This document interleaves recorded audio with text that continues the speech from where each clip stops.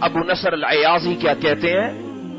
ترک النصیحہ یورث الفضیحہ، جس سوسائٹی میں نصیحت کو ترک کر دیا جائے، دعوت الی الخیر کے کام کو ترک کر دیا، لوگ اپنی اپنی نیکی کرتے ہیں، انہیں اس سے غرض نہیں کوئی اور نیکی کر رہا ہے یا نہیں، فرمایا جہاں یہ کام شروع ہو جائے وہاں برائی جنم لینا شروع ہو جاتی ہے۔ اور اللہ کے رسول صلی اللہ علیہ وسلم کے صحابی سلمان فارسی کیا کہتے ہیں؟ مسلمان کے لیے ایسے ہی ہے جیسے ایک ہاتھ کی ہتھیلی دوسرے ہاتھ کے لیے ہوتی ہے، جب آپ ہاتھوں کو گند لگ جائے، جب تک دونوں ہتھیلیوں کو ملتے نہیں ہیں آپ کے ہاتھوں کا گند دور نہیں ہوتا۔ ایک ہتھیلی دوسری کی صفائی کا ذریعہ بنتی ہے، اسی طریقے سے مسلمان معاشرے میں ایک مسلمان دوسرے کی نیکی اور برائی سے دوری کا اور نیکی کی طرف رغبت کا سبب بنتا ہے۔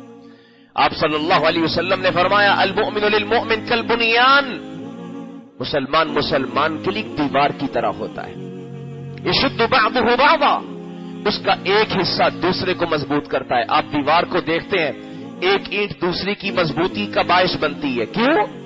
کیونکہ ہر ایک دوسرے کو سپورٹ کر رہا ہوتا ہے۔ مسلم سوسائٹی جب اپنا سفر کامیابی کی طرف شروع کرتی ہے، اس میں ہر مسلمان اپنا حصہ ڈالتا ہے، دوسرے کی نیکی کو سپورٹ کرتا ہے۔ اللہ کے رسول نے فرمایا المؤمن مرآۃ المؤمن، ان حدیثوں کا کیا مطلب ہے؟ مومن کا آئینہ ہے۔ آئینہ کیا کام کرتا ہے؟